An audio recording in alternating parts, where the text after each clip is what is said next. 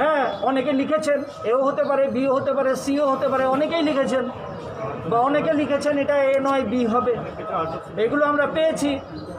এবার অনেকে আবার বলেছেন যে না, উত্তর এই যে এখানে উত্তর দেওয়া আছে সেই উত্তরগুলোর মধ্যে ভুল আছে। অনেকে লিখেছেন প্রশ্নটা ঠিক নয়। এই সমস্ত ফিডব্যাকগুলো আমরা পেয়েছি।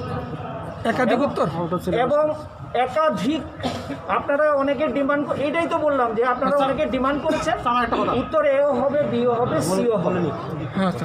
আমি কথাটা শেষ করি। এবার আপনারা অফিসিয়ালি অনলাইনে যত রকম ফিডব্যাক দিয়েছেন সব ফিডব্যাক সাবজেক্ট এক্সপার্টের কাছে পাঠানো হয়েছে। 2015 সাল থেকে এই নিয়ম চলছে। এবার সাবজেক্ট এক্সপার্ট যেখানে যেখানে বলবেন যে এটা আউট অফ সিলেবাস, আমরা সেখানে সবাইকে নম্বর দিয়ে দেব। যারা দাবি করেছেন তারা নয়, কিন্তু সবাই যতজন পরীক্ষা দিয়েছে, হ্যাঁ, যদি সাবজেক্ট এক্সপার্ট বলে এটা আউট অফ সিলেবাস, আমরা সবাইকে নম্বর দিয়ে দেব।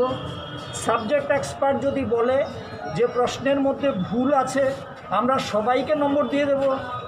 সাবজেক্ট এক্সপার্ট যদি বলে একাধিক উত্তর ঠিক, এও ঠিক, বিও ঠিক, সিও ঠিক, আমরা সবাইকে নম্বর দিয়ে দেব। সাবজেক্ট এক্সপার্ট যদি বলে যে না প্রশ্নটাই ভুল, তাহলেও আমরা সবাইকে নম্বর দিয়ে দেব। আমরা সবসময় ক্যান্ডিডেটদের পক্ষে কাজ করার চেষ্টা করি। 2015 সাল থেকে সেটা করে আসছি এবং এই প্রথম আমাদের এই ধরনের ঘটনার সম্মুখীন হতে হচ্ছে। আপনাদের কোনো জায়গায় বঞ্চিত হওয়ার কোনো কারণ নেই। ফাইনাল আনসার কি দেওয়া হবে কবে স্যার? যারা সাবজেক্ট, আমি বলছি যারা সাবজেক্ট এক্সপার্ট, তারা নিঃসন্দেহে এটা জানেন যে আমি যে উত্তরটা ঠিক করে দেব সেটা যদি জেনুইনলি আমি না দিতে পারি বা সেই উত্তরের মধ্যে যদি কোনো ভুল কিছু আমি দেই, কোনো ক্যান্ডিডেট কোর্টে গেলে সাবজেক্ট এক্সপার্টকেই কিন্তু কোর্ট ডাকবে।